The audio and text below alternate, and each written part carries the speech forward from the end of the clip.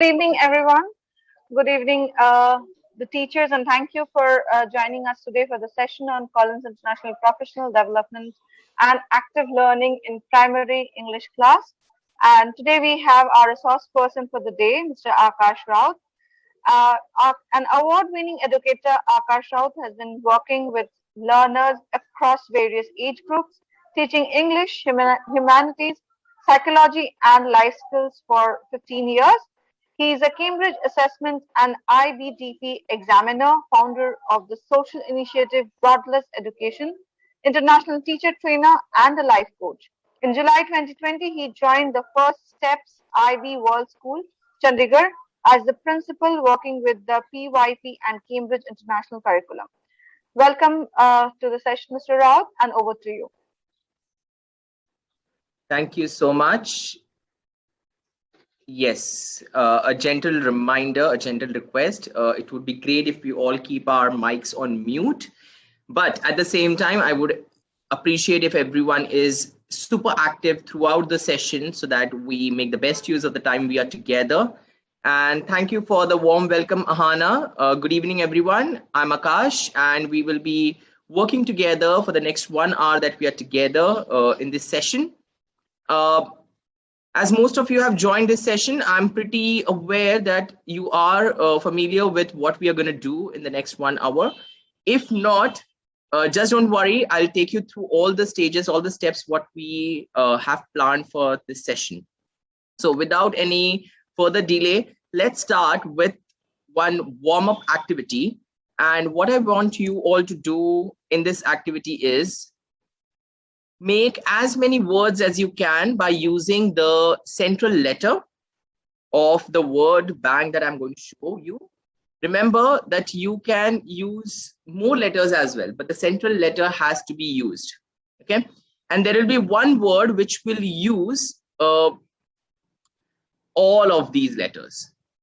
So let's see how many of you do get it right. I guess there was a glitch on my screen. Just give me a second. And here you go.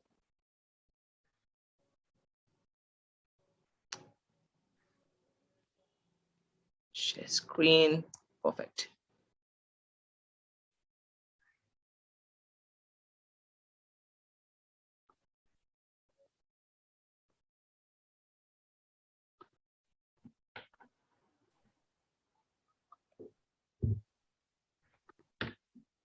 Your time starts now. You have next 3 minutes to make as many words as you can using these letters you see in the circle.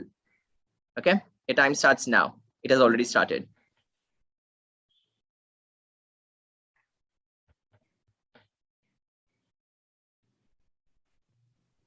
You may use your notepad, you may use your notebook.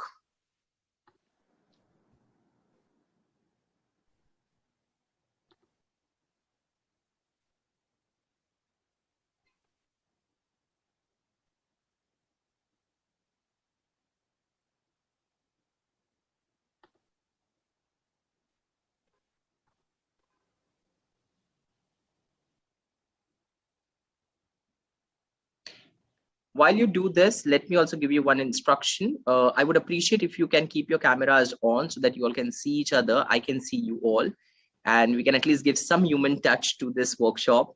We have had enough of online sessions in the last 1.5 years, I guess, as teachers.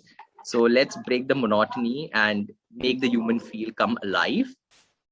And Okay, it's going to be quite a bit of answers. Yes, I'm reading them in the chat box. Okay. Yeah. Let me see who can get the word which uses all of these letters. I'm waiting for that word. Okay, some good responses coming in.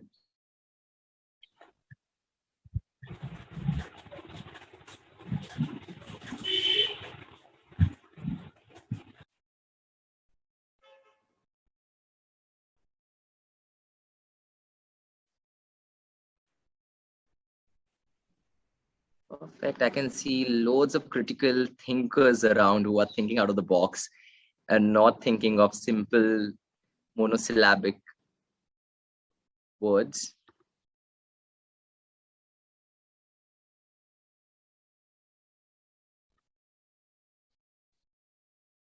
Great, the countdown is coming to an end.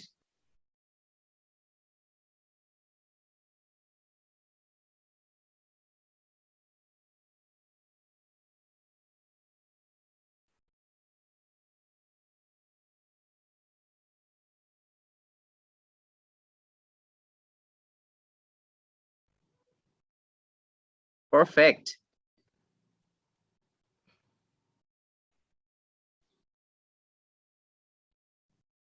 Okay, once it's time up, you're not going to write any words in the chat box.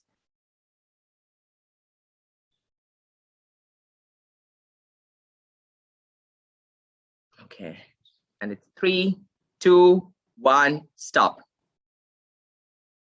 Perfect. So I believe everyone has got their neurons in the brain activated for the next 45 to 50 minutes from now. And I can see most of you smiling and giggling and cheering up that yes, now we are freshened up and we are ready for the session. I'm requesting if you join midway, kindly put your mics on mute so that it does not disrupt our flow. Okay, these were the words that you should have found, and there were these many words in that circle. Okay, so give a pat on your back if you have found almost most of them, at least 5, 10, 15, and that's a good number to start with. Well, the next task for all of us. Okay, what's your definition of active learning? I don't want anyone to answer in the chat box. I repeat, I don't want anyone to answer in the chat box. Hold on, I'm going to paste this link in the chat box. Just click on this link. Okay, and it should guide you to this page where I want your definition of what active learning is. And you don't have more than a minute for this. So the first thought that comes to your mind, kindly put it here. What, according to you, is active learning?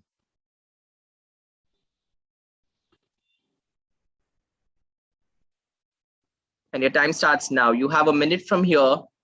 Put it on the Mentimeter link that you have got, and I'll take it ahead from there.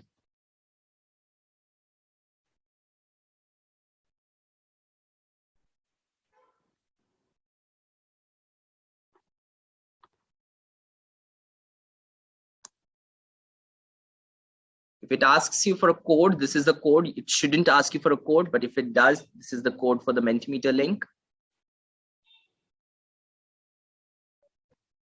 A simple, sweet definition of what active learning is.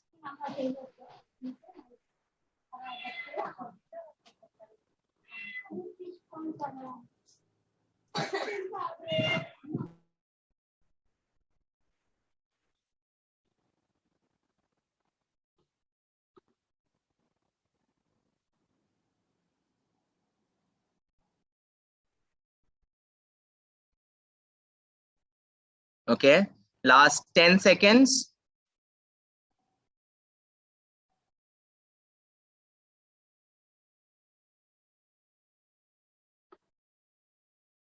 All right, and its time's up. It won't accept any more responses, and here is the result.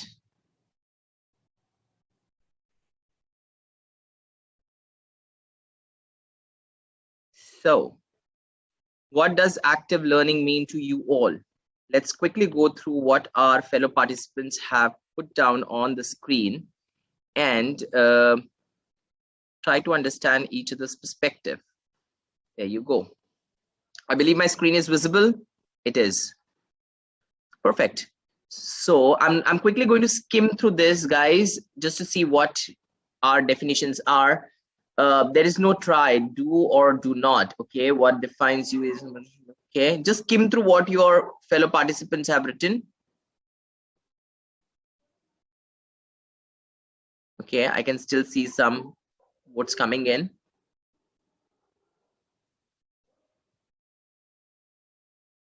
Perfect. Okay, so I'm going to decode this further for you all in terms of what is actual meaning of active learning and where do we see this around us? And does it really happen in our classroom? Because most of the times we do say that our learners are actively engaged in the classroom, but that's really not the thing. It might be just a kind of a thought that we create for ourselves, keeping in mind that yes, when our learners are doing a lot of activities in class, that means they are active learners. Okay, so we are going to do an honest polling now on the same link. What I want you to do is you will get a task for polling. Okay, and I want you to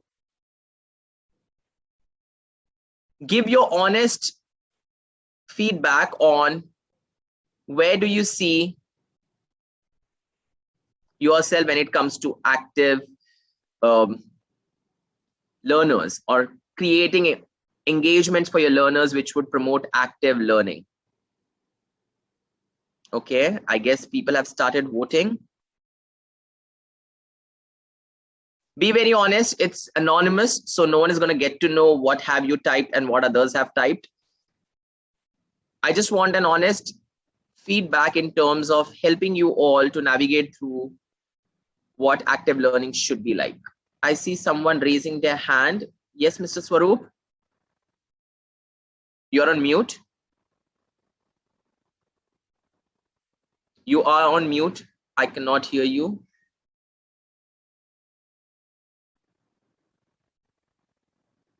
Okay, let me see. That should not be the case. Voting should not be closed. It says that voting is closed. Ah, all right. I guess we have exceeded the number of participants. Never mind. What we can do is let's find an alternative to this crisis. Okay, as active learners, we can do one thing. So you have an option of thumbs up. Give me a thumbs up if you think you engage your learners in active learning, and that would help me in considering the number of counts. Be very honest, no one's going to judge anyone over here. Okay, this is a very secured, free space. No one's going to look at anyone. You can keep your eyes closed. Only the host and the trainer can look at what the participants are trying to suggest. Okay, fine. I appreciate that. Honestly, people have given me a thumbs up, and those who do not believe that they do have active learning strategies in their class have not raised their hands. Perfectly fine. I'm okay with that. Okay. Now, why did I want to start on this note was to understand where do you come from? What is your understanding about active learning? And how do we bring active learning in our primary English classrooms? Okay. Remember, my fellow educators, gone are those days where a teacher would walk into the classroom and read out from the course book, try to give some notes in the English notebook, mark the notebook, do an assessment, and the game is over. The children need to pick up the language on their own. Rather, these days, our children are way smarter than what we were when we were their age. Okay, they know a lot of things. They are exposed to social media quite frequently, be it television, Instagram, Facebook, or any other ways of communication, media, and advertisement, which develops their language learning skills on a rapid rate. Now, what do we do under those circumstances? Should we still follow the outdated, redundant, and I won't use the word old school. Some of the old school pattern of teaching learning is important, but if it's not contributing to our learners' progress in a constructive manner, then it is going to hamper their learning. And language is one domain which you and I very well know our children suffer, especially children from the Indian subcontinent, because English is not our first language. And that's perfectly fine. Our first language might be Marathi, Hindi, Bengali, Telugu, Kannada, any of the Indian languages. We should be proud of it. But at the same time, they need a substantial level of understanding when it comes to English language learning for their academic rigor and progress. So how do we help our learners? So if you know the theory of constructivism, okay, I believe we all have been B.Ed students at one point of time in our life, and we all have done enough of research around all these terminologies. Like you see all the keywords right there on your screen. So the entire concept of active learning comes from here. Now, active learning is primarily a process, okay, where you see student at the center. And active learning focuses on how students learn rather than what they learn. So when I mentioned the fact that we need to get away with the outdated patterns of teaching and learning, we need to get away with the fact that content-driven learning is everything. No, we need to also know the background of our learners, the context in which they learn, to help them navigate through the different requirements of a language program. Okay. In simpler words, what I call it as, we need to make our students think hard. We need to make our students think like critical thinkers, creative thinkers. Only then we will see a lot of magic coming out in the language classrooms. And while we do that, the teacher needs to take a bit of a passive role. Like, I didn't start this session by asking you what is active learning. I took some time off. I made you all do some engagement activity just to get hooked to the lesson that we are going to do. And it was linked to a language task, which we certainly do with our students most of the times. Okay. On this note, I would like to connect you with the theory behind what active learning suggests. Now, as you see this word, the big blue word, that's constructivism. It talks everything. The word constructivism itself emphasizes that learners construct and they build on their own learning. Okay, they make meaning out of their learning. As teachers, we are merely facilitators. We tell our students about how to learn or what stages do come on their way in learning. But they are very clear in terms of how our words formed, how our words pronounced, or how our sentence is created. Like, you must have always observed, most of you who have kids back home, you must have seen your little ones picking up language when they were 2.5, 3-year-old. And all of a sudden you would be like, oh, he speaks so much or she speaks so much. Where does all these language learning concepts come from? For a good period of time, the silent phase when the child is born, okay, till the time the child picks up on the language as language should be, the child is only receiving. It's on the receptive mode. So a lot of sounds, language is nothing but sounds, the combination of various sounds, the combination of various phonemes. What happens in the child's mind is they connect these sounds and that starts creating meaning. And from there, they start picking up the words, sentences, pronunciations, etc., etc. Okay. Sadly, in our education system, we start with red line, blue line, slanting line, sleeping line, lots of tracing of A to Z. I guess we all must have done thousands of times till the time we finish our upper KG. We all are brilliant when it comes to written English, okay? But when it comes to spoken English or English that needs to be heard or replicated in a very fluent and proficient manner, we all lack. We all must have lacked at some point. The problem was with the way we were taught. The problem was with the way we learned it, okay? We did not learn it in the way it has to be learned. So as a language teacher, we all know there are 4 skills. We need to start with listening, lots of speaking, lots of reading, and then jump to writing. Okay.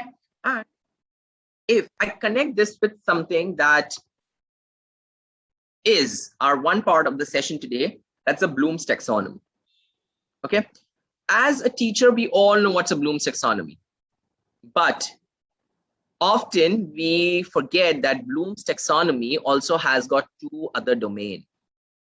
What we focus majorly is only on the cognitive domain. That's the brain. Okay. But there is something called the affective domain. That's the heart, the mind, the soul, something philosophical, and the psychomotor. That's the body parts, basically. Yes. So a child will not learn to write with a pen because the child still needs to understand the concept of grip. That's why a pencil is used. Look, I like to give an example over here. One of my mentors from my previous schools would always tell me, Akash, observe, there is a slight difference between the red and blue line books. And I was like, what is it? She was like, the really young ones would have a space between, it would be like red line, blue line, red line, space, red line, blue line, red line, space. And as they keep growing older, when they come to the primary classes, it would be without space. And I was like, wow, that's such a good observation. And how does that impact? She was like, that's also part of pedagogical development. Like, as teachers, we don't consider this to be our pedagogy. We feel, oh, this is a red and blue line book. The child should be able to write. But a really young one does not understand the concept of spacing. Okay. Affective domain. It feels so nice. We all felt good when the teacher took our names as example. Oh, Akash is a boy and he comes to school on time and he does his homework. When the teacher gives these kind of examples in the class, Akash feels really proud of himself. But the teacher is busy giving examples of random names from the course book and not customizing it.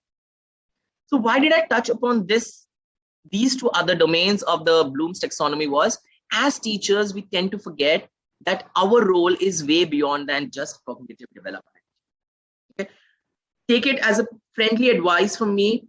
The cognitive development will happen only when the affective development takes place. The cognitive domain will develop only when the affective domain is developed, when the psychomotor domain is developed.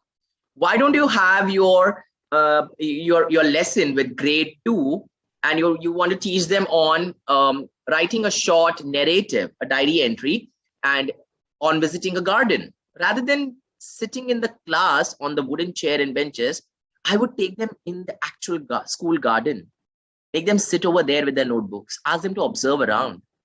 That's so much of an experiential learning, rather than sitting within the four walls of the classroom and making them imagine. Remember one thing, okay? Complex thinking, abstract thinking is very difficult in young learners. As grown-ups, we do fall prey to abstract thinking at times. So young ones might not associate that directly. So make things experiential, something that they can touch, they can feel. Oh, let's describe a rose flower. And if you're doing something like this with a kindergarten child or maybe a grade 1 child, and they need to write 10 sentences on how do they perceive rose, don't give them a direct answer by how beautiful is the rose. Someone might just say, I don't love roses. It has got so many thorns. That's their perspective. And that's what I guess we need to start accepting and accommodating in our class. If we take away the individual identity of individual learners, they would never find the cognitive domain being boosted in your class. And that is something that links to my next task. That's your Bloom's taxonomy. We all have done this. As teachers, as trainee teachers, we all know what's a Bloom's taxonomy. Okay, this is the older version of the Bloom's taxonomy, if you remember. It started with knowledge, comprehension, application, analysis, synthesis, evaluation, and whatnot. But is this the only part of our learning? No. So on this note, I'm going to take a short halt. What I want you all to do, just give me a second. I'm going to stop sharing my screen. Perfect. I can see most of you on the screen now. I'm going to share a Padlet link. How many of you know what's a Padlet? Perfect. If you do not know, don't worry. We all are active learners here. So we are going to learn and we might do some passive interaction. There are some moments when I'll put you all in breakout rooms and I want you all to talk and talk. Okay.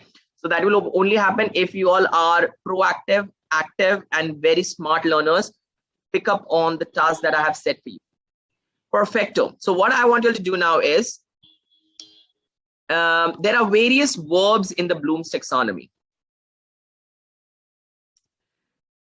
I will share my screen once again for you all, if in case you want to glimpse through it. Okay, do not by heart, please, for God's sake. Do not by heart, just go through it. Pick up any 3 verbs that you love the most. These 3 verbs are also your command terms. They are called words which give instructions, like discuss, describe, list, name. And what I want you to do is, in the chat box, you would see a Padlet link. I want you to click on this Padlet link. I'll take you to the Padlet link as well, so that you will see what others are doing and what are you expected to do. So this is the Padlet link, and I want you all,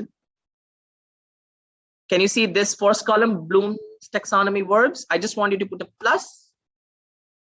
Select any 3 verbs of your choice. Okay, and create 3 sentences. So for instance, list 5 nouns from the text. Draft a letter to your friend suggesting him or her some ways to study. Okay, but when you do this, let me be very cognizant about the fact, when you do this, be mindful of the different levels you would apply. So take something that would be easy, take something that would be moderate, and take something that would be really, really difficult. And your time starts now. I'm stopping my screen for a second because you all can see what others are putting it. This is something that fosters active learning in a passive manner. You don't need anyone to make noise, but you can do this silent discussion in your classroom. Now, when the kids come back, you can do it at the same time, listen to me as well, so that you are an active learner. When you do these activities in class, how do you do it? You have post-it notes, use the post-it notes and ask kids to put their points and come and paste it on the blackboard. So that also takes place as a silent discussion in your classroom. Okay. I cannot see any responses yet. Are you able to access it? Okay, perfect. And there is an option of adding a comment or liking it if you like the statement that someone has posted. To arrange the sequence. Okay, let me be very clear. I need a statement that would sound like to arrange the sequence of a story. So it should actually sound like arrange the story in a chronological manner. That's how you use the verbs or the command words from the Bloom's taxonomy.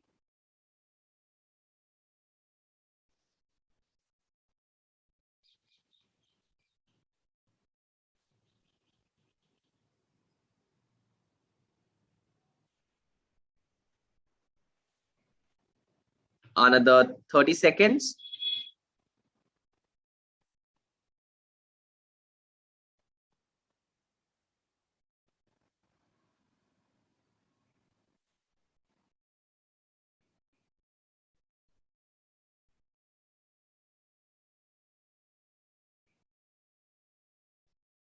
Ten, 9, 8, 7, 6, 5, 4, 3, 2, 1. Stop it. Okay, I can see some good examples over here.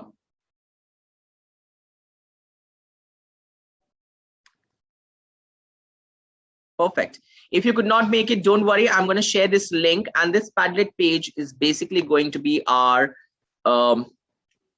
resource page. Okay, I'll be sharing the entire Padlet link with you at the end, where you will see loads of other resources being put by the co-participants. Okay. So coming to the continuation of what we were discussing, we were actually talking about active learning and the theory of constructivism, where the children build upon their learning slowly and gradually. What happens further is, if you look at this theory of constructivism from a more scientific and research-based perspective, you will see that our work as educators, okay, is not merely to teach our learners the content, but to also help them navigate through these various levels. So what you see now, okay, is basically the revised version of the Bloom's taxonomy. Earlier, it used to be labeled as knowledge, comprehension, application, analysis, synthesis, and evaluation. It has got changed to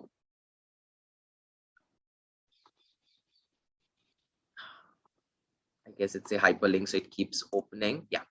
It has got changed to remember, understand, apply, analyze, evaluate, and create. And take this as a friendly advice again. The simplest way to use the Bloom's taxonomy in your class, okay, is to basically start from here when you are in the initial week of your unit or the curriculum or the syllabus, and see to it that your students reach at this level when they come towards the end of the unit, the concept, if you want to call it as a chapter, I usually don't call them as chapters, I call them as units, or the concepts that you have taught them. Okay, I have a wonderful resource for you all. I'll be sharing all of this in the end with you guys on the Padlet page itself, so do not worry. This page has got loads of exciting ideas in terms of how can you use the Bloom's taxonomy in your classroom. Now remember, to use the Bloom's taxonomy in the rightest manner, you need to start working on the style of questions you would ask your students. Okay, the entire impact is from the question. You ask them the right question, they would give the right answer. Rather than asking them, when did India get its independence? Okay, students would know it. That's something that is more of the remember level question. Ask them more of an analytical question. Why do you think it took so many years for we Indians to get our independence? Let them think from a different angle, a different perspective. Okay. Can you create an action plan? Imagine you are one of the freedom fighters. Can you create an action plan for the same? I'm giving an example from history, but remember, in a language classroom, all the disciplines come in with it. You're doing you're doing something around plants and the ways in which plants grow. It is a beautiful text on that. I remember a third standard poem that I had. In the heart of a seed, buried deep, oh so deep, a dear little plant lay fast asleep. Wakes at the sunshine and creep to the light. Wakes at the light of the raindrops bright. The little plant heard, and it rose to see just how wonderful the world might be. It clearly talks about the life of a plant, how it germinates. And I still remember that poem so well because my teacher didn't teach me like a language class in isolation, but she actually taught us about the germination of seed, which was our EVS lesson number 2. She linked it with that poem, and it was way back in 99. And now when I think of it, and I was like, wow, she taught me in the PYP way, and it was so much of fun. Okay, so why don't we create such learning opportunities for our learner? It's not something that will take you out of your mainstream, but it will make you more efficient, and it will make children love your class a lot. Okay, so always remember, look for good questions in your content and your context. Your students would be hooked to what they learn. Okay, that's also a part of, now I'm trying to connect active learning and Bloom's taxonomy, because most of the times the Bloom's taxonomy is only used as a task on our lesson plan when we have to write our lesson objectives. But it's not that. Your learning engagements, your individual tasks that you create for your learners need to be set right from the bottom to the top level, so that you take the children at various levels. Okay, I have one more example for you. Now, you all need to be good at imagining. Okay, all you can do is, if your cameras are on, I would appreciate that. You will nod your head if you say yes, and you will nod your head as this if you say no. Okay, let me see how many of you would like to be a part of this game. Imagine you are grade 1 child in the English classroom. Okay, and I'm going to give you some instances. You need to think about it from a grade 1 child's perspective. You're 6-year-old. Okay, so take off your actual age. You're way younger than what you are right now. So just feel good about that. And here we go. Identify nouns around you. Can you do this? You have to nod yes if you can. You have to nod no if you cannot. Okay. Thank you for those who have turned on their cameras. It's so fun to see you all on screen. It's not just fun, but it's so delightful to see you all on screen. Okay. Classify them into proper and common noun. Do you think as a 6-year-old you can do it? By the way, you are towards the end of the academic year. So you're going to enter grade 2 now. So I guess you can do this. Because I have taught grade 1 long back, and I did teach my students about common and proper noun by the end of the first term. Okay. And as Cambridge learners, I guess they do know much about this. If not, don't worry. If you give me a no, I'm not going to say no. Say no to that response. Write the spellings of the words that you have selected. Well, it depends. If I've selected boy, I would write it. But if I've selected something like refrigerator, and I'm like, Mr. Akash, I don't know how do you spell refrigerator. And if they have someone like Mr. Akash in the class, he would be like, oh, do one thing, write fridge. It's an easier word. This is one technique you need to start doing with your learners. Don't reprimand them or don't teach them the difficult word directly. Give them an alternative so that they don't feel demoralized that, oh, I said this word and I don't know that word. They might just go into depression. That's how little ones are.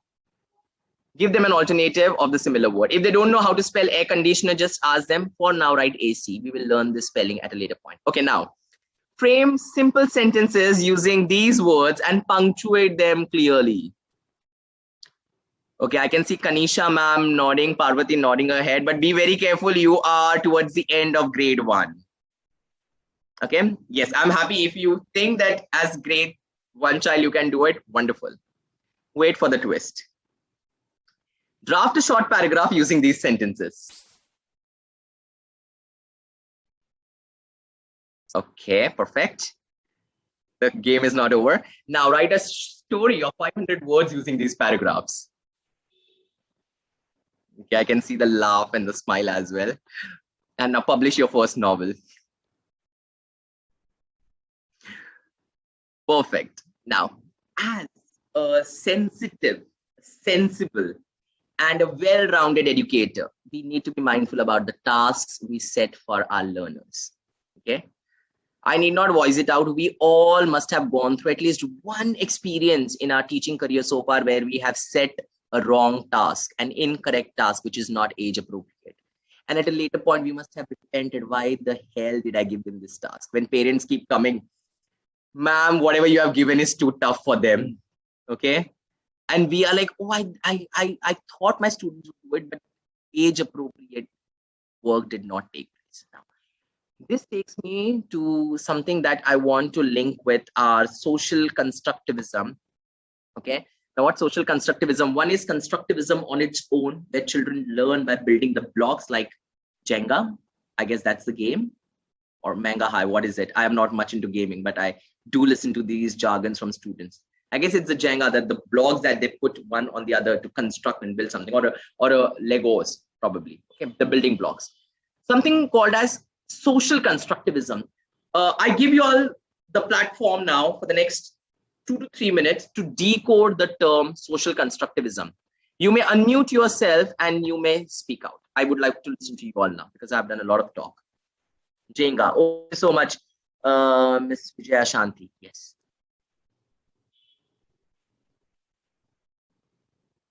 Perfect. I can see some comments coming in. Don't worry, I'm going to save all this chat and go through this. You may unmute yourself and you may speak out. I want to listen to you all. Just unmute and talk. What do you think social constructivism would be? And be very honest if you're Googling in the back end. I won't mind. That's also a part of active learning. I'm not one of those dominating teachers who would yell at my students, why did you go online and check? Rather, it's helping me in the learning.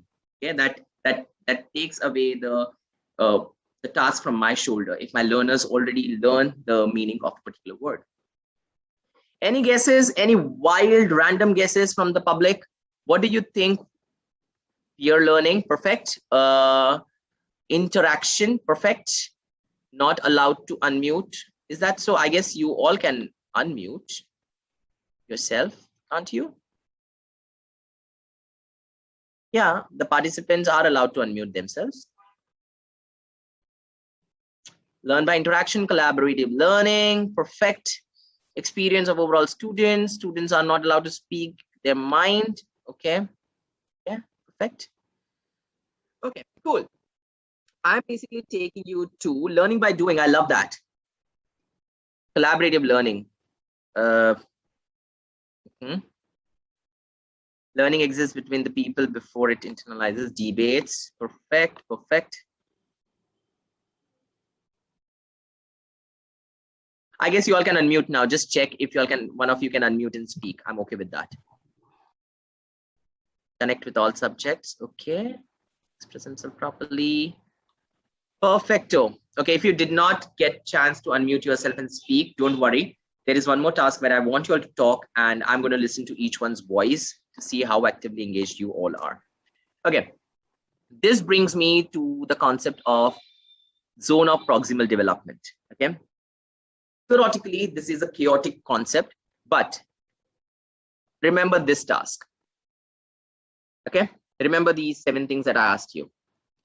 Now, when our learners are in the class, there are certain tasks, there are certain activities, there are certain instructions which they can do alone.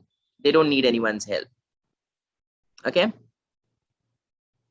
But there are certain tasks where our learners can perform with the help of someone. That someone could be their peer, the teacher, the nanny, the didi in the classroom, maybe at home, their parents, their siblings, anyone. Okay.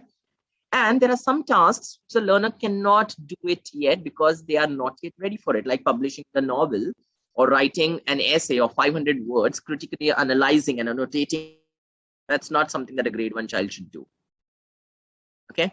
I have seen some teachers literally sitting with 3rd graders and making them annotate texts like I would do with my IGCSE grade 9 and 10 literature students. And I'm like, why? They don't need to learn annotations now. They have the entire life to do that. Spare them. Let them love the language and literature. Let them love the stories.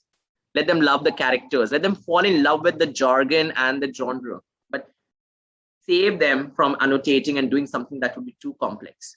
No, we are preparing them for IGCSE. I'm like, they have good 8 years to prepare for IGCSEs. They don't need to prepare from right now.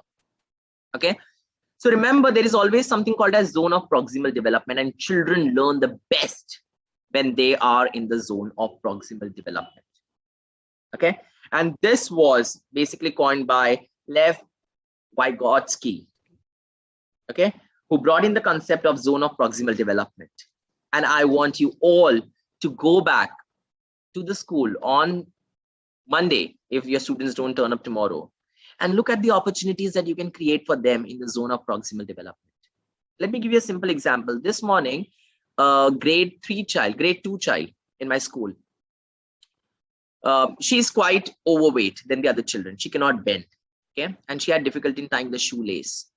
I didn't find anything harm in it. I bent over, I tied the shoelace for her, and I helped her with the technique. How can she actually put her leg on the other table or a chair and tie the shoelace? Okay. Now the child knew how to tie a shoelace, but the child did not have the ability to do it then.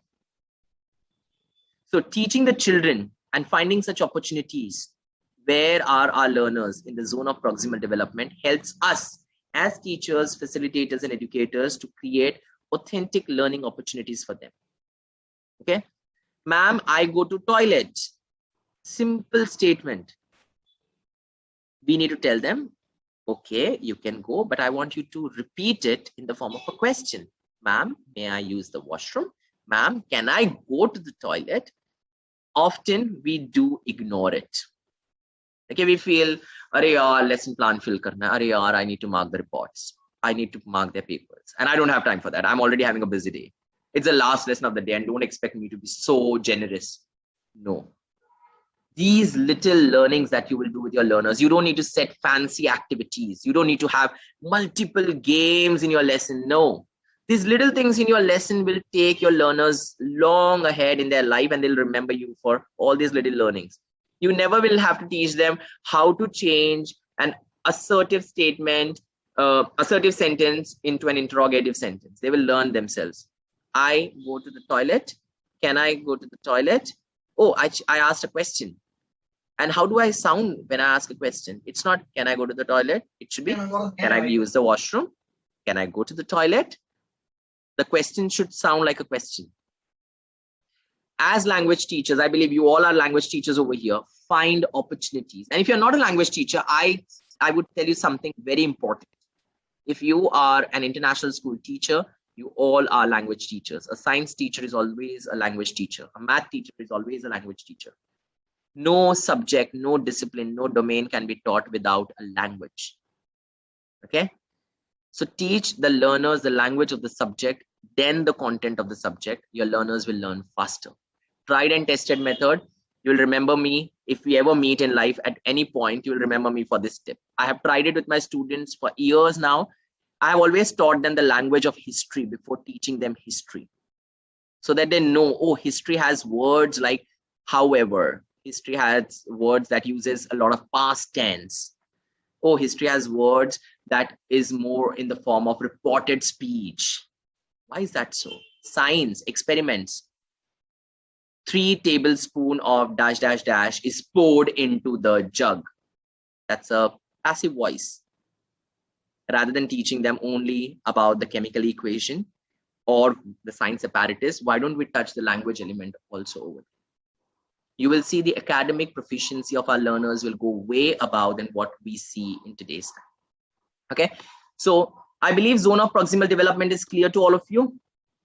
Look for opportunities in your classroom for zone of proximal development, and if you find an opportunity, make the best use of it. Your learners will learn faster.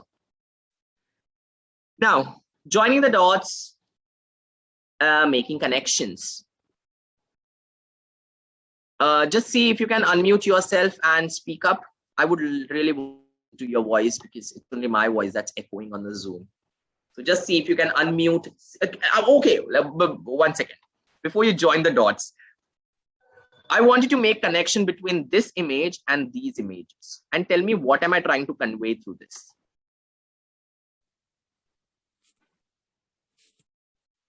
I'll have a sip of water meanwhile. Yeah, am I audible, sir? You are, sir. Please go ahead. Yeah, here they are using small structure to build a bigger one. Okay. Yeah, and as they will keep learning and as they will keep growing, Mhm. one day this structure, the first structure that we see in the picture, it won't be tough. Right now, for example, if there is a student in grade 1 and if you ask Anji. them to build this structure, it will be very, very tough. But Yes. from one step to another step, then by the time he is 20 years old or 25, this structure won't be hard for him. Perfect. I love that example. Thank you so much. You just spoke something that is creating learners for life. They're lifelong learners, so that wherever they reach in life, they take it along with them. Perfect. What else? What else do we see here? Oh, yeah, this is Sharmila. Hanji ma'am. Sir, actually what I felt is here that how the each and every pillar is very much important to just make a floor one on the another. The same way the students equally important for each and everything. So the children are even doing collaborative, they are working together. Okay. Like I mean to say that everybody is open to work and they are being given chance like equality. Okay.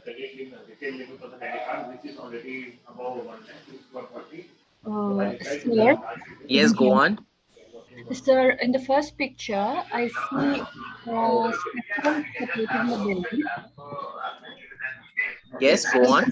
Yeah, there are supportive structures Uh-huh. in the building.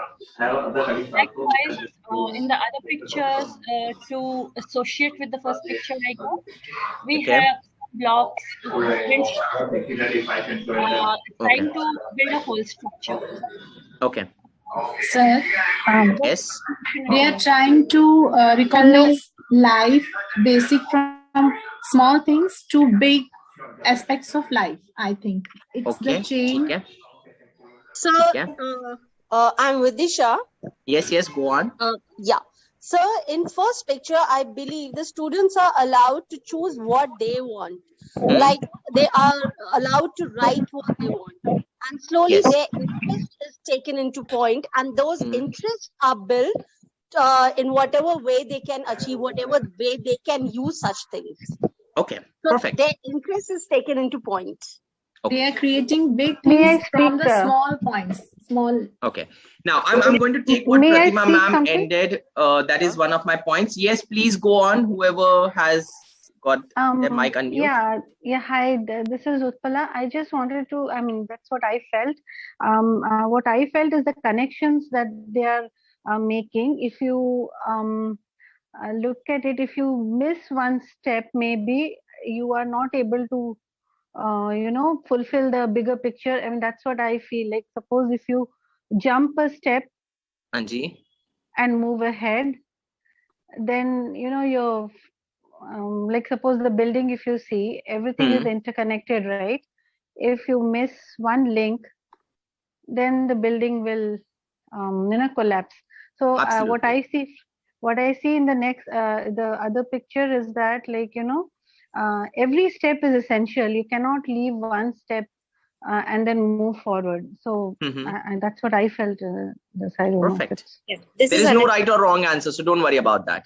Yes, this go on. is Alexa. I wanted to, I actually visualize the picture the way that if foundation is strong, then the building will stay strong. Same way in the second picture, we have primary grades, kindergarten grades. So if their foundation is strong, then the higher classes, they will be succeeding. Perfect. Okay. For those who did not get an opportunity to speak, don't worry. We have some more activities lined up, some more tasks. I'm taking it from here now. Have you heard of the terminology scaffolding? Yes, sir. Scaffolding a task. Okay. As language teachers, we use scaffolded tasks in our class. Okay. Let me give you a simple example. I'm working with grade 3 children, and they have been introduced to the concept of writing letters. Would I just write, like, I remember some of our teachers would do, like, write an entire letter, make us copy it down in the notebook, and we knew the same letter would be asked in the exam. Okay. But that's not something we want in today's time. We want our children to learn the skill to write a letter. May whatever content come in front of them, they should be in the position to write around it. So what would you do in that case? If you ask me, I would give them a printed sheet of the format of a letter. Okay.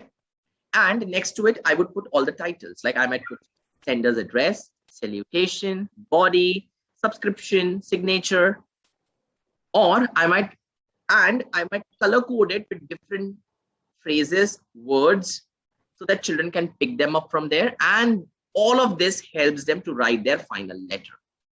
So remember, whatever tasks you do in your class, you need to scaffold it.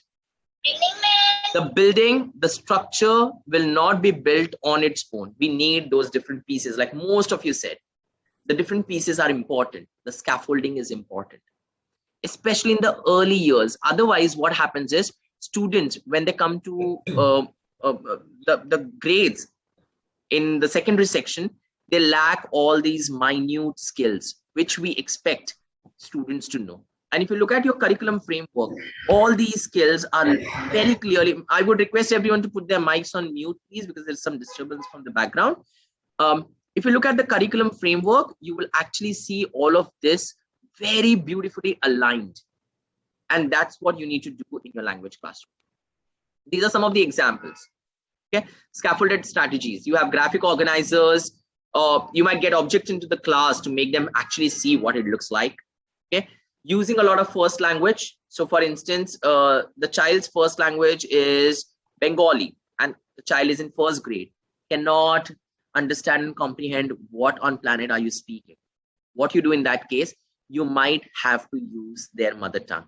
Okay, that will help them to actually navigate through the process of learning a language and finally reaching a stage where they would be proficient enough in using a foreign language, because English as a language of academic purpose is not their mother. See to it that you actually come up with some scaffolded tasks, like twinkle, twinkle, little star. We all know the action of twinkle, twinkle is this, because this is something that tinkles. Okay, as a 2-year-old toddler or a 3-year-old preschooler, they might not know what twinkling is. That's abstract. So why do we have actions associated with the rhymes? It's basically to make them understand the meaning of the word. Okay, if you Google scaffolding strategies, you will get ample of them, like sentence structures and starters. So I'm going to give you some 2 tips. Okay, I'm going to stop sharing my screen for a while because that's too much of work over there. There is one tip. Okay, you can note it down somewhere. It just came to my mind now. Whenever you have to teach your students about the concept of how to create paragraphs, what you do is teach them with this. I'm not sure how many of you know this technique. The technique of tip top. Because students clearly don't know how to make paragraphs. Even grown-ups don't know when to start a new paragraph. So tip-top is basically when you want to introduce a new time in your writing, when you want to introduce a new person in your writing, when you want to introduce a new topic in your writing, or when you want to introduce a new place in your writing. If you want to do any of these at any point of your writing, you basically use the tip-top technique. Just tell your students, oh, I'm confused. Where should I start my new paragraph? Oh, are you introducing a new character in your story? Yes, sir. That's your new paragraph. Oh, is your character moving from house to his school? Oh, yes, sir. After a while, John reached school. Oh, that happens to be your new paragraph. This is how children will pick up the actual convention of creating paragraphs. Okay, this is one. The other technique I wanted to give you was sentence starters. So what you do is you basically start a half-written statement, okay, and ask your students to fill it in. The major problem comes when students have difficulty in creating paragraphs in English lessons. They don't know when to start a new paragraph. They just start at one point and they end it. The purpose of having paragraphs is to align and organize their structures, and they would need it in a longer run. So why am I giving examples of paragraph? Because that's the major struggle which teachers find. Another example of scaffolding would be modeling. So when you read a piece of text with your students, okay, I do this. Some of you can do this, like you can try an activity where you all underline the words ending with the sound shun, shun. Keep on banging these sounds in their mind. Okay, can you all can you all find the words that begins with the sound ba, ba? Rather than giving those simple, outdated, old school style like B for bat and B for balloon and B for bizarre, make something that they can apply. Okay, the best one I find is playing with the punctuation mark. So I do this like a treasure hunt. So I just ask them, okay, in paragraph 3, can you find how many commas I used? They just find, first of all, they need to know what is a comma. Okay, now do one thing. Can you replace the full stops with a question mark? They're like, sir, but I can't put a question mark over there. So what do you do in that case? Can you change that sentence into a question? Oh, yes, we can do that. These are some hands-on, and you will see we all have done these little silly things when we were kids. We all love experimenting. These are all language experiments. Whenever they were doing nothing, they are actually playing with language. Like you play with numbers, like you play with objects. And these skills will take them way ahead in their life wherever they go. And that's what is the need of an art. Okay, so do not forget to look at the scaffolding strategies. There are ample of them online, and this is something I always believe in, why we need to scaffold, because when we scaffold, we all are of the impression, like many school leaders are of the impression. I'm a principal of the school. I tell my teachers, I want my learners to be independent learners. I don't want teachers to keep teaching them everything. There needs to be something that the children needs to understand on their own.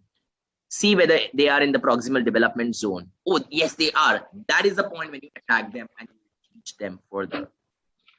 That learning will be lifelong. That learning will be long lasting.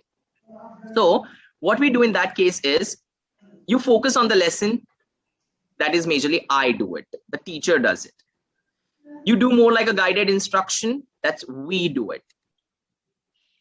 When the student starts taking responsibility, it's more of collaborative task. So you do it together, like you all participants do it together. And the independent work, that is a higher order of the Bloom's taxonomy, you do it alone. So we have to bring our learners from here to here eventually. Okay, now the next task is see, think, and wonder. I want you all to see this image, think about this image, okay?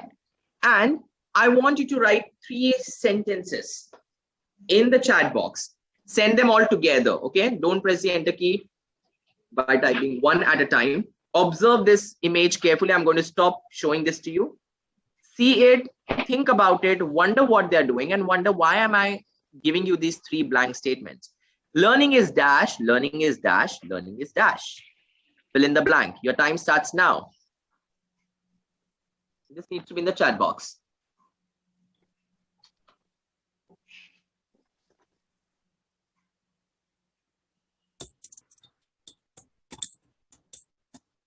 Let's see how many of you get it correct.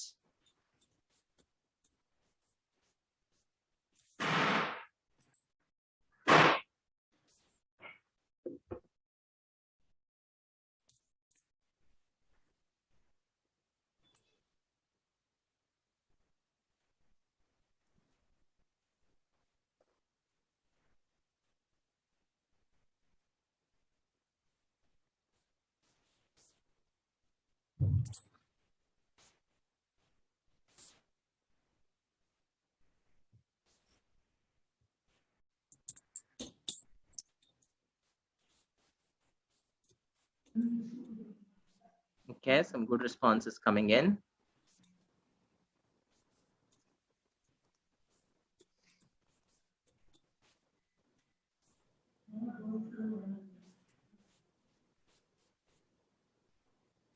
Okay. Wonderful. Learning is seeing, observing a treasure. Learning is interesting, imagining, improving. Don't worry about the spelling. I'm ignoring that component as of now because it's really difficult to type. What are you wearing?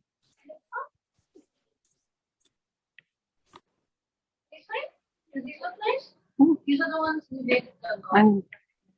Okay, please don't mind. I'm going to click on mute all for a moment so that we don't get into any personal conversation. Okay, learning is natural. Oh my God, I love that.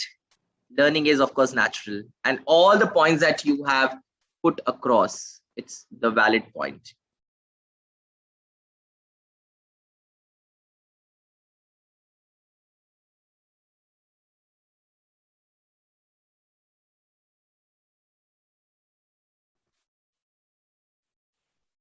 Perfecto. Brilliant.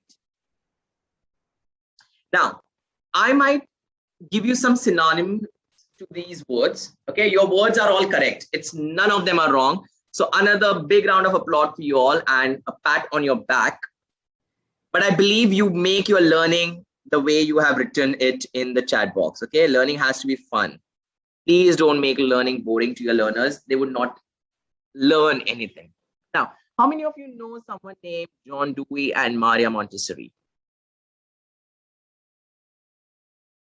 Montessori method of early years where kids learn by doing things, hands-on learning, experiential learning.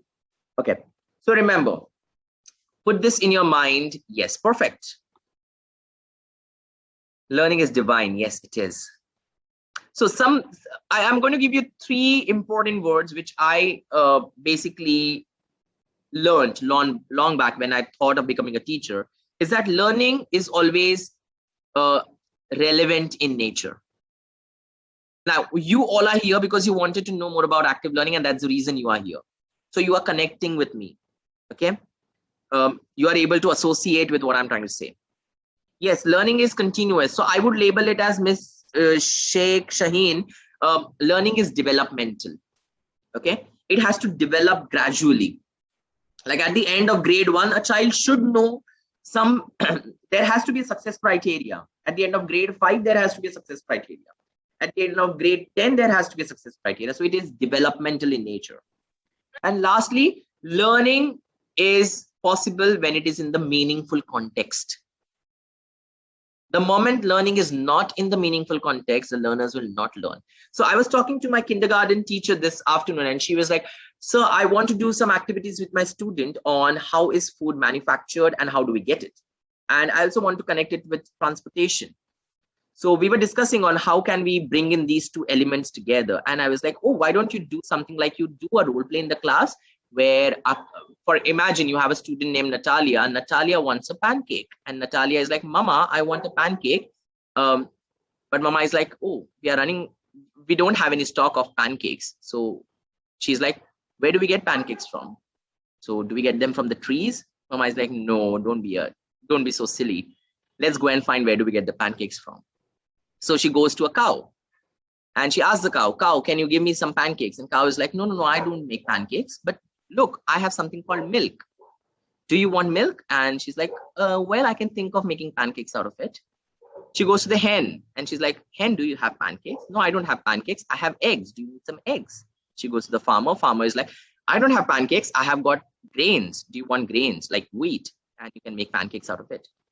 And the teacher was like, sir, but how do I connect transportation in this?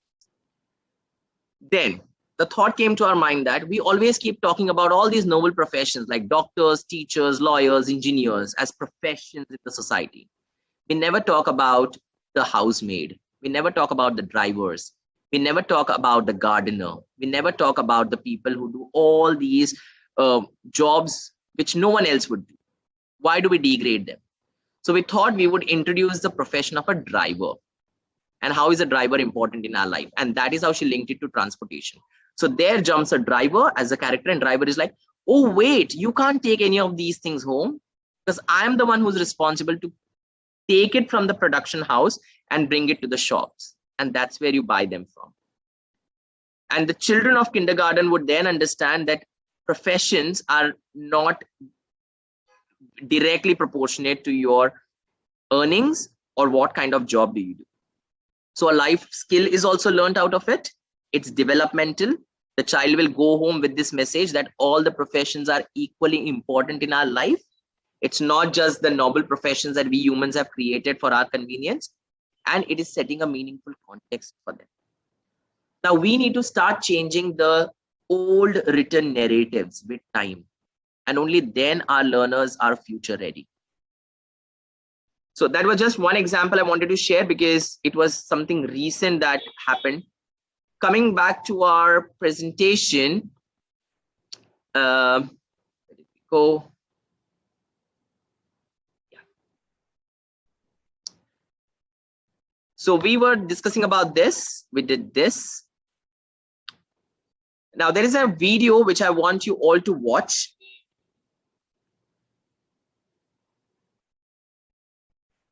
I believe it's audible. If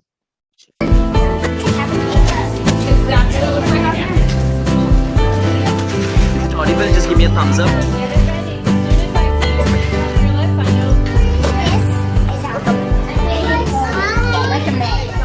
The active engagement is where the students literally are in charge of their learning. Like you go in their classroom and you can't find the teacher's a facilitator, and the students are truly involved in the learning process. They're not just doing a worksheet, but they're truly involved in the learning process, and they know why they're doing what they're doing. I'm putting more responsibility on the students and putting them in charge of their learning by giving them a lot of choice.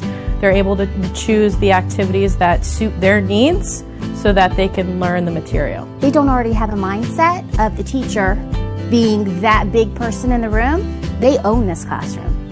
The kindergartners own this room. Now, with the learner active technology infused classroom, I feel like I have the power to teach what I think is needed for the students. The learning that's going on in the kindergarten classrooms and the fourth grade classrooms is like nothing I've ever seen. I thought this was going to be a great way of teaching, but now that I actually see it in action, and when you say technology infused, like the technology and the way they're using the technology is so purposeful. And so it's not just students getting on and using an iPad and finding an app that may or may not connect to the math fluency that they're working on. Like everything having to do with the technology that's being used is purposeful. And so when the students are doing that, they're truly engaged in their learning. They get to choose what route they want to take to get to the ultimate outcome. You feel like you're able to do more with your learning if you're able to have a time schedule and you're able to have a flexible area. It prepares you more for life and what's ahead of you. And I like that we can get out of our seats and we're able to like sit in the bouncy chair. And we're able to sit where it makes us able to work more and get more stuff done. They struggle different ways. You know, in the past you could pull out and get them started, and it's easier. Now it's a little bit more challenged. They have to relearn how to learn in school, and but they seem to enjoy it.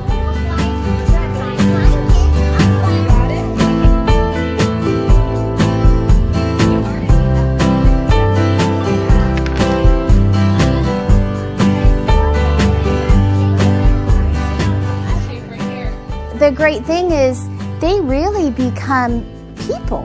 They become like their own mind. I'm just there to guide them, but they already have their little mindset. We're just guides.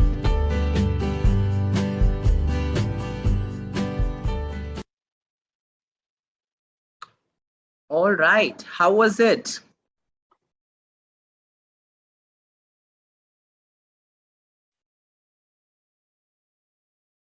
I believe you all got to see if there was any network glitch, because Zoom video at times go fishy, but did you at least get the context of what I wanted to show you all? Yes, one of my favorite videos, I watched it ages back when I started teaching, and I was like, yes, this is what I'll be doing in my classroom. And I never want my class to be quiet. I'm hating what we are doing right now, where all of you are on mute and I'm the only one talking. I want it to be two ways, okay? But remember one thing, the more you give opportunities to your learners to talk, to express, to interact, nothing else will be needed to make them good communicators or language learners, okay? Now, what I want, I did not make you all watch this video as a part of entertainment. There is a task assigned to it, okay? What I want you all to do is, in the chat box, fill in the blank. The first word, phrase, sentence that comes to your mind when you hear active learning is beneficial because. Why do you think active learning is beneficial? Scratch your head, take out your thinking hat, and put the best sentence that comes first to your mind. Active learning is beneficial. Look at the video that we just watched and try to answer it. It's beneficial because we explore ourselves. And also, please read what our fellow mates are typing in. It's really nice to see what you all are coming in with. Children feel like learning. Yes, informative.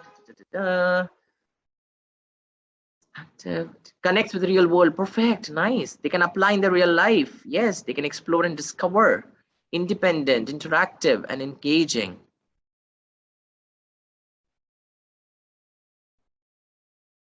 It's making the learning process interesting. Yes, it carves knowledge into students' mind. Connects with the reality. My God, you all have got it.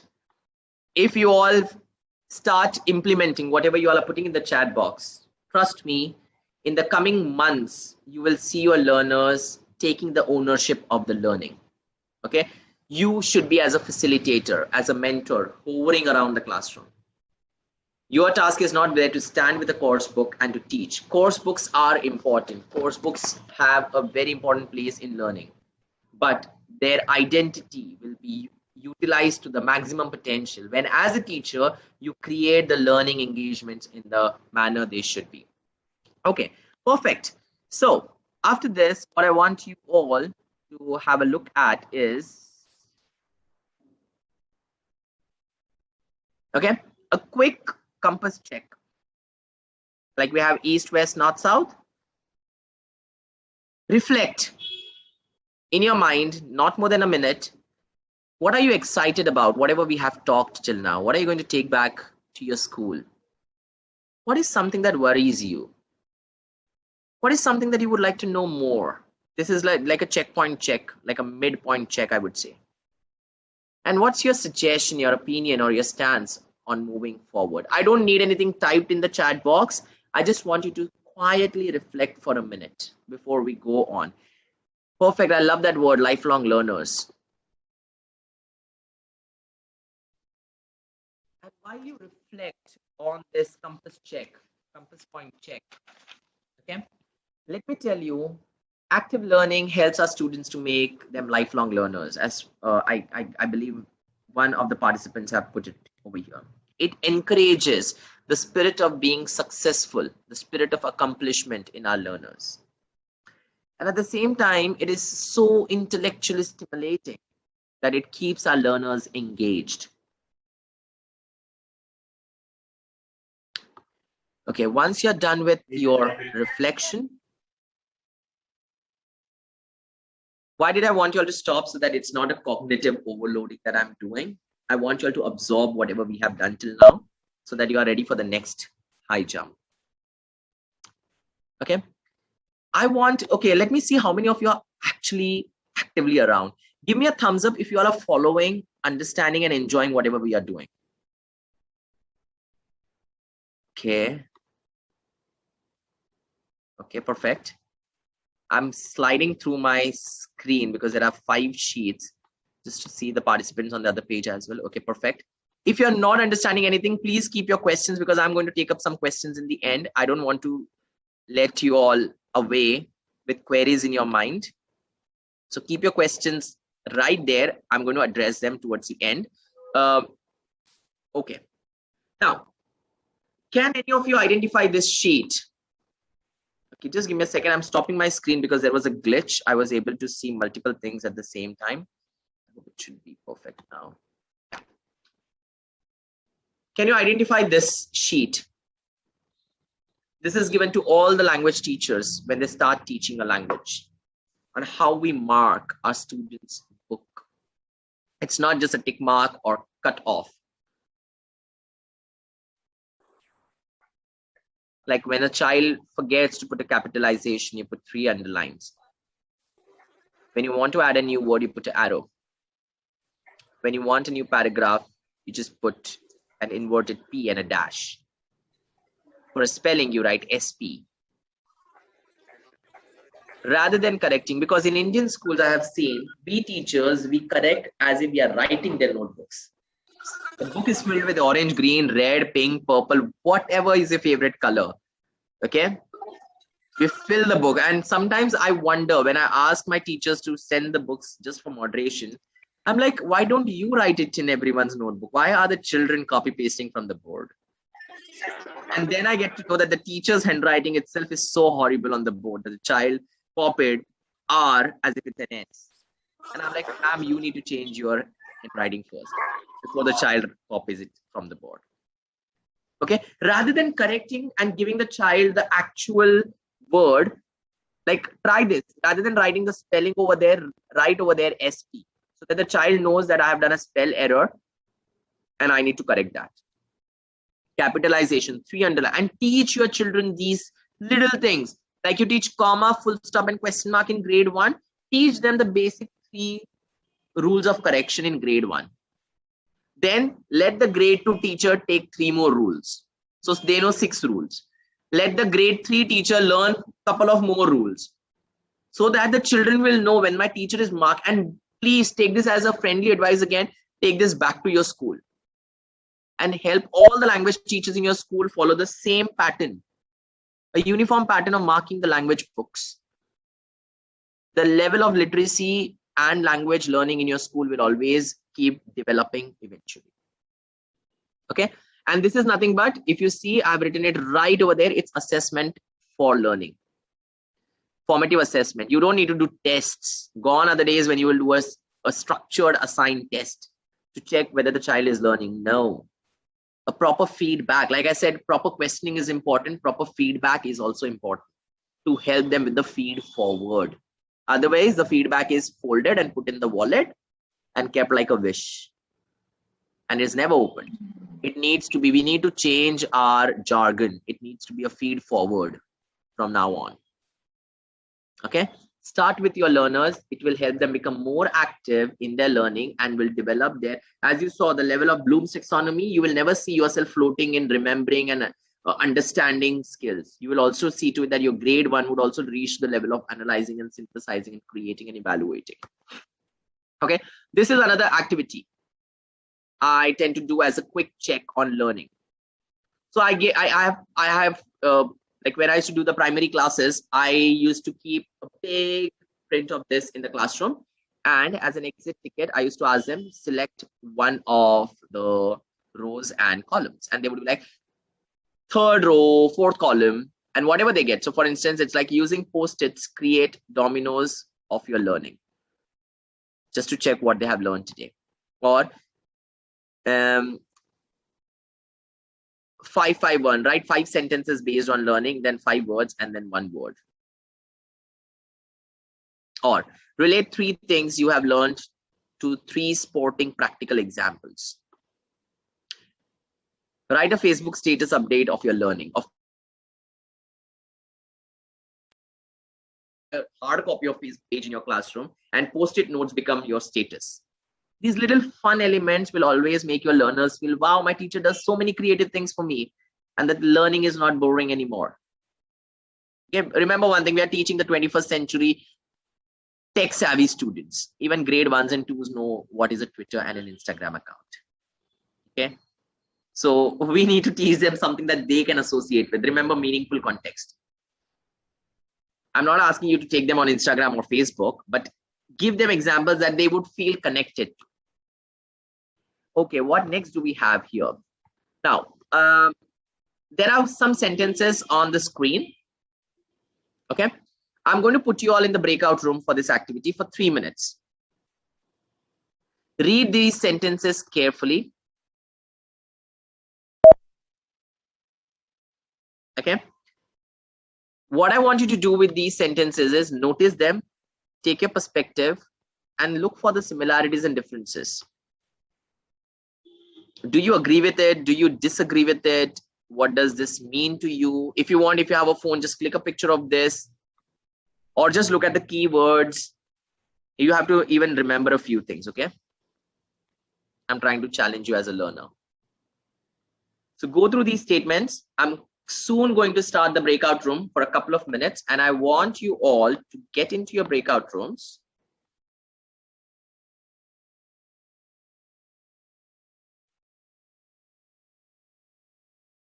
Okay, I don't know how many participants would be in. Okay, each breakout room will have 6 to 7 participants so that you can talk to them, and your time starts now. Chalo, rush, quick. Whoever is your co-participant, see to it that you spend some time talking to them.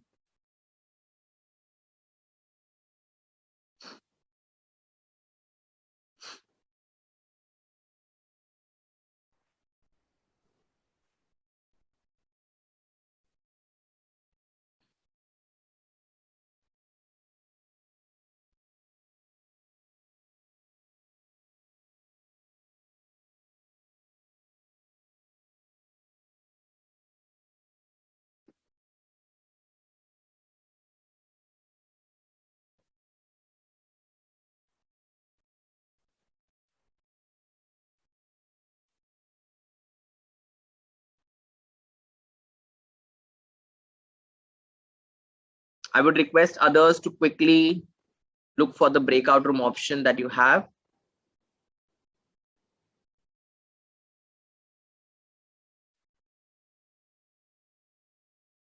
Don't worry about any of the resources. I'm going to share all of these with you, so you will get the PPT as well. So that's not a problem.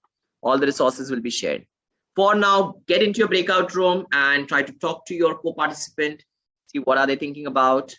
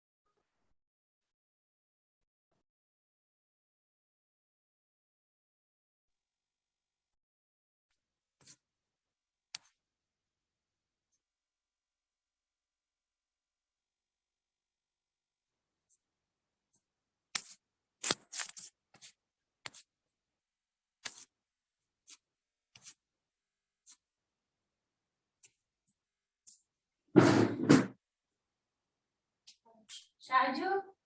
Shaju,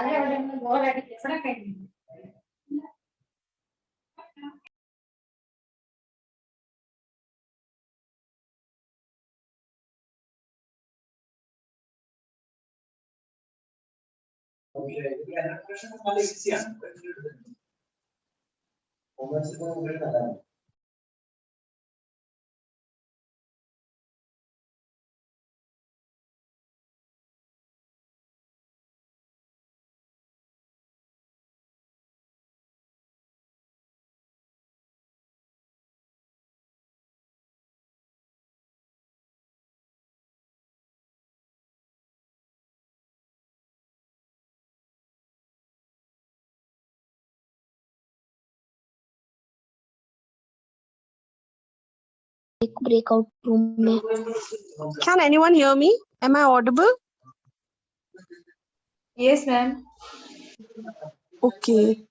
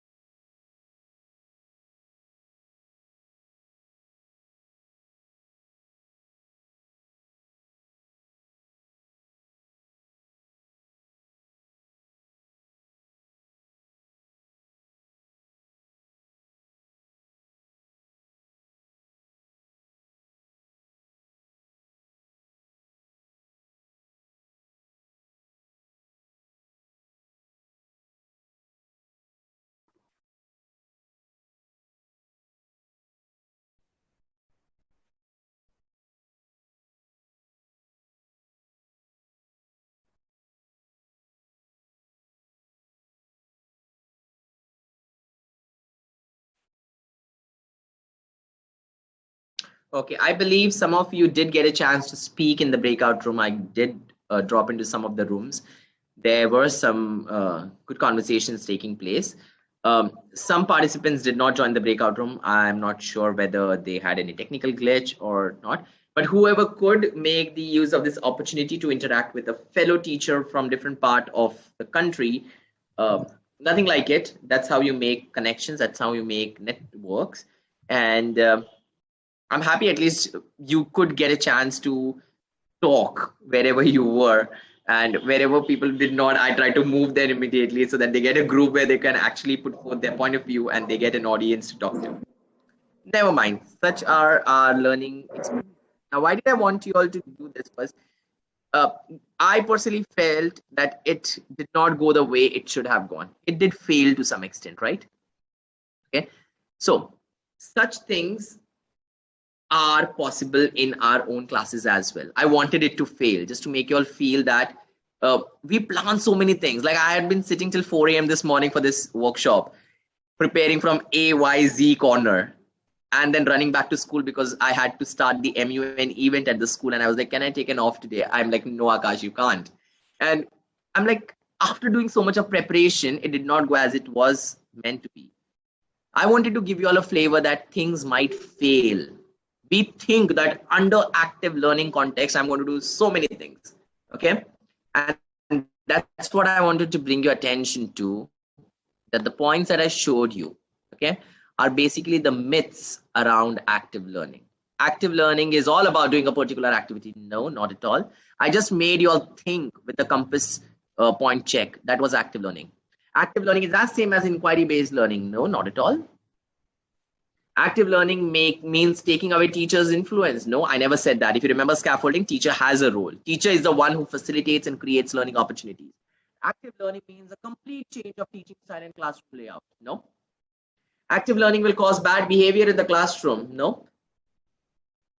Students should be physically active. No, I did not make you all run around. I just made you all sit and think and do something. And active learning makes students less respectful. Not at all. Rather, active learning makes your students more responsible. They learn to take the ownership of their learning. Okay, so what are we going to do ahead? I'm going to share all of this. Now, you all have the Padlet page with you. Okay, I'll share it again before we end. Please keep it safe. All these links, the pictures, the videos, everything that you saw, I'm going to have a shelf over there. Okay, the same Bloom's taxonomy page, and I will be putting it as resources. You will see all these resources. This is a little document I have for all of you. Please read it at your ease. An active learning checklist. Okay, if you are new to something that's active learning, or if you have been trying active learning in your class and you are still confused in terms of how it should go, okay, what you can do is you can actually start reading this one document. It's of 3 pages long, not too much to read, but I have put it in the form of a Q&A for you to understand it from an experienced teacher's perspective.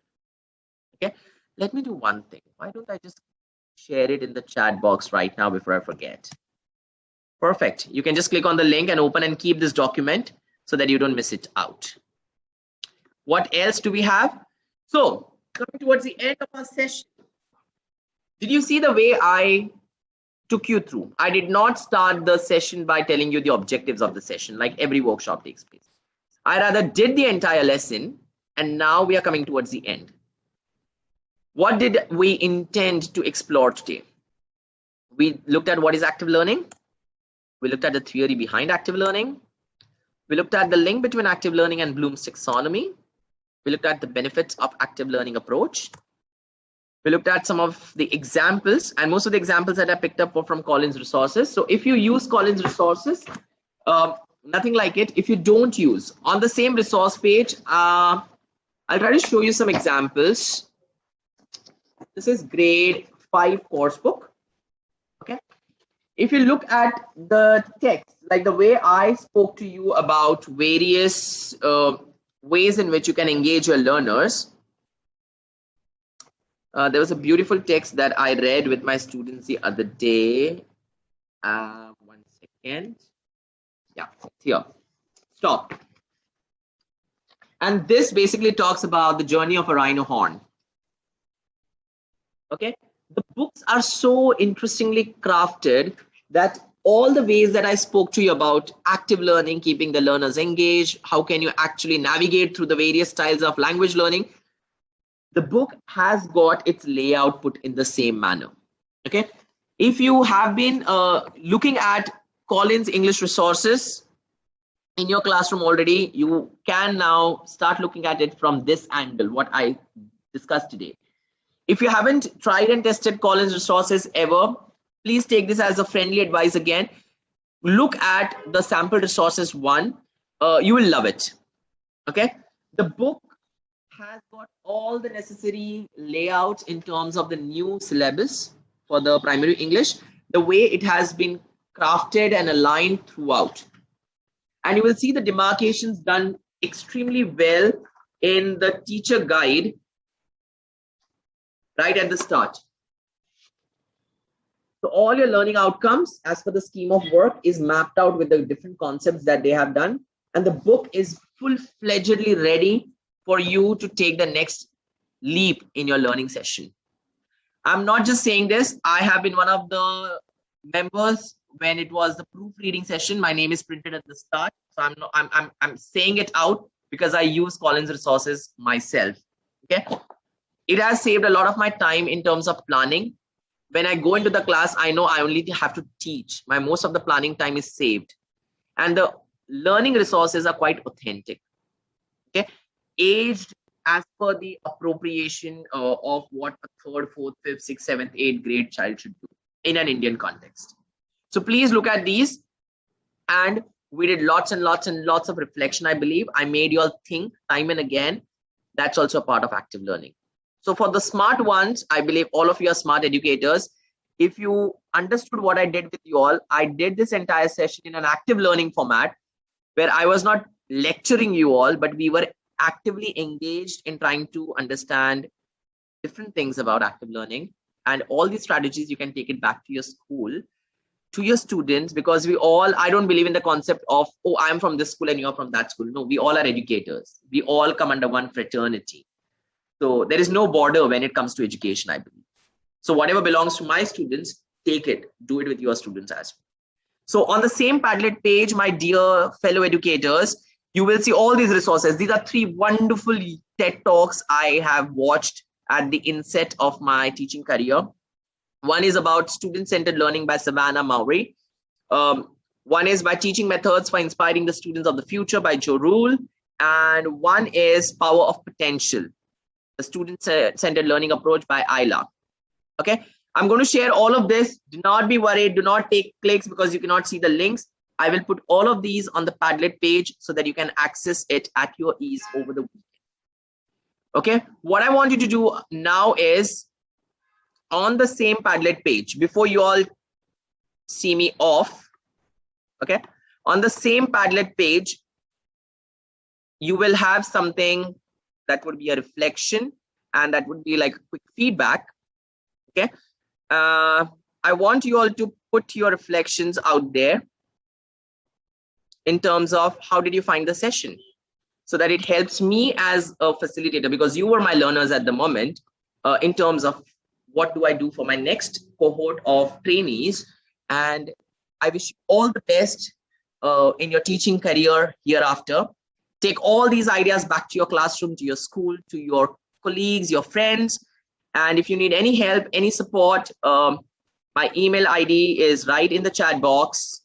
You can contact me, and I would love to help you in whatever possible manner I can.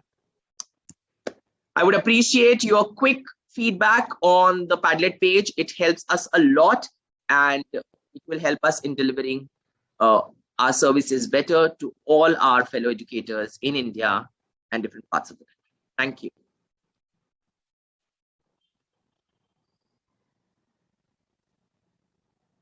And on the same Padlet page, I will be adding a section. I have rather added it already as resources.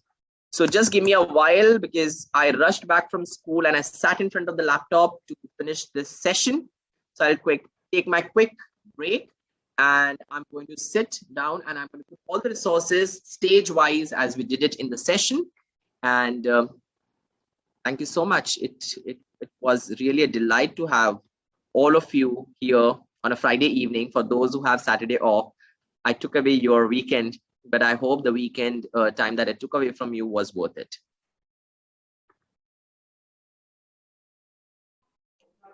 Thank you so much, Mr. Raut, for the wonderful session. I'm sure all the participants had their neurons activated from the first activity itself. And it was throughout the session, there was so much of activities and so much of involvement. And even the teachers were so participative. Thank you so much, teachers, for your interactive participation.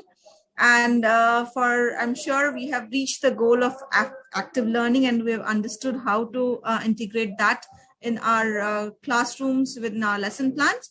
So looking forward to some more wonderful sessions from you, as well as for teachers. If you have any query, you can get back to us in the chat link that we have given to you.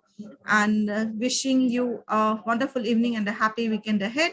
Have a great day, evening ahead, as well as stay safe and take care. Thank you so much. Thank you, Mr. Rao. Can I just end on one note, Ahana? Sure, please. Sure, please. Please, you have to be honest learners. All the resources that I'm going to put, please take out some time to go through it. Don't just keep them. I'm going to put them for you. Rather, I'm going to put some more resources that I have with me around active learning and using Bloom's taxonomy in the classroom. Some resources would exclusively be around how to get ahead with authentic language learning in the primary classrooms. Please go through them. And as I mentioned, whenever you get some time, if you haven't tried and tested the books, I was one of the members who did put a lot of efforts in reading, proofreading the work. Yes, I can see Miss Kanisha flashing the book that she has. It's really a lot of hard work that goes into it. So we need teachers to at least try it out once. Read the sample copy so that you get to see what we have to offer, and trust me, you would love the resource. And aligns directly with what we spoke, we discussed, we investigated throughout our session today. So thank you so much. Namaste. And I hope to conduct a session with all of you soon, whenever it is going to be possible. And I'll come up with one more new topic or a new concept. And until then, sayonara, bye-bye. Take care. God bless you all. Thank you very much, sir. Enjoyed your session thoroughly. Thank you so much. Thank you, sir. It was really wonderful. Thank you. My pleasure. Thank you so much. Thank you sir. very Thank much you. for Thank lighting you. up so As a on so many beginner, topics. it was Happy to see you lots of again. things to, Yes, sir. go with, and it was a wonderful session. So thank you so much. My pleasure. My pleasure. Thank you. Thank you, Akash, sir. Thank you. My pleasure to Thank see you, you all. sir, for making us all so active, and we were thoroughly enjoying On a Friday the entire evening. session. So will Sometimes it's also just a reminder, like I've been a teacher back in Hong Kong, and out here in Pune, I live in Pune. Okay. I was a private teacher. So when I Okay. started school just about 6 months back, in demand of being an English teacher, there were so many times that I was so confused because out there we do a lot of, letting the children talk, letting the children do stuff. So I was like, okay, nobody talks to me out here. It took me almost a month to get my style of teaching the way I wanted. So what that you similarly said is what exactly I try to do. I do a lot of interaction with my kids. I had them do the talking. And yes, I did learn a lot of things out of you too, which I realized that I could make a couple of changes. Sometimes my expectation as a teacher is too high. God bless me. I want the first standard to know a couple of spelling, and I'm wondering, like, haven't they learned the phonics yet? But they are young. They're not supposed to learn long words. So this is. But it could also be okay. So if I differ over here, Miss Kanisha, what you want from them is not wrong, because I am a teacher who would have high expectations from. I want my 6th grader to read classics, and they're like, "Sir, this is boring," and I'm like, "No, you will start reading this because you need to read this." No, I But mean, say like there are times which I give them a very long word, which I know they can break in 3-4 syllables and take the phonic sound. But when I tell the word in one go, it's a very long word, and they're all looking at me and says, "Ma'am, what's the meaning first?" So they are. But there is a psychological angle to it, and it's called neuroplasticity. The more you keep giving them such tricky tasks, logically their brain is becoming malleable and they're ready for any difficult task you give them later. So don't stop. That's what I would say. And now my students are like, "So when are we starting Shakespeare's Romeo and Juliet? We did Midsummer Night Dreams." And they are 6th graders, and I'm like, I love it when they talk to me like, give us more, do something different from the mainstream. I went through the same from the 1st grader. I didn't know that the previous teacher never made them read, and I was like, okay, start your reading, and they're looking, "Ma'am, we read." I said, "Yes, you read." So it's more like a lot of interaction in my class, but that's what I really enjoy. So it's a good reminder from your end, and I really enjoyed It's more the of, session. as teachers, Miss Kanisha, we all need validation whether we are doing it right or not. Oh, And I guess sessions run by Collins are interactive in nature, which helps us feel that, yes, I'm not on the wrong track. I am doing right for my students. Absolutely. Thank you very much. Thank you so much. Thank you for being there, and God bless you all. Good night. Until we meet again. Bye-bye.